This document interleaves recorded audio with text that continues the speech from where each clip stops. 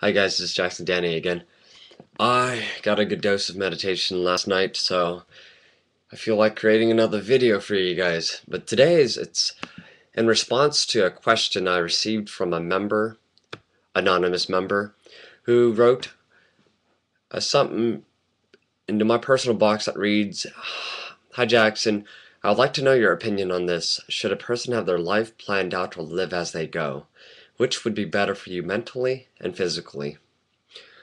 As a kid growing up, there are times when I plan really well, like for studying, other times when I'm extremely spontaneous, and it seemed as though I alternated between being and planning, spontaneous, and planning so often that I never really stuck with either.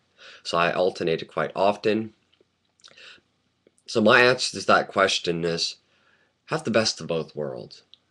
That's what I like to believe. I like to live my life that way. A lot of people believe that to be irrational, but I truly believe that you can have the best of both worlds. And one of my example is that I'm ambidextrous, and I learned how to be an a person of ambidextrous skill set. It took me a while to develop the skill. I was patient with it. 2 to 3 years, I was able to do every single thing I can with my right hand. Now onto teaching it to my left hand, so I'm ambidextrous. Something that I haven't learned with my left hand over time. I'm sure I'll get to it eventually, because that's how I love to challenge myself. And I love the idea of developing patience from a very unorthodox perspective. And to me, that truly is a virtue, patience, and a virtue towards timelessness, which is the idea again of patience, that time does not exist, timelessness.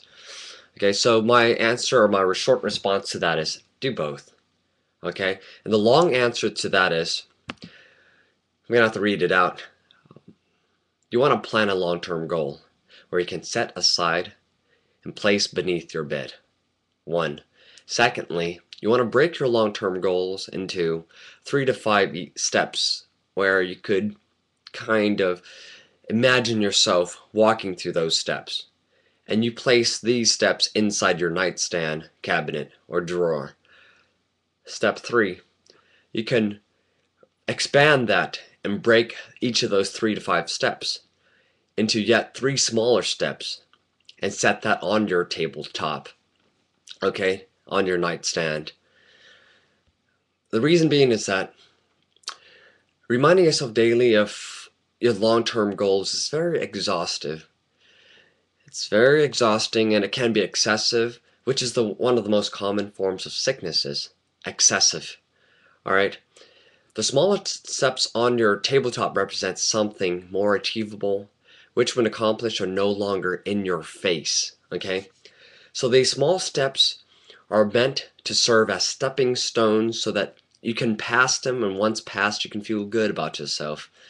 Okay, and all the while you're on path to your desired goal, which is the most important thing for you. Alright, the idea of having a goal, and also the idea of being spontaneous, all the while maintaining that goal.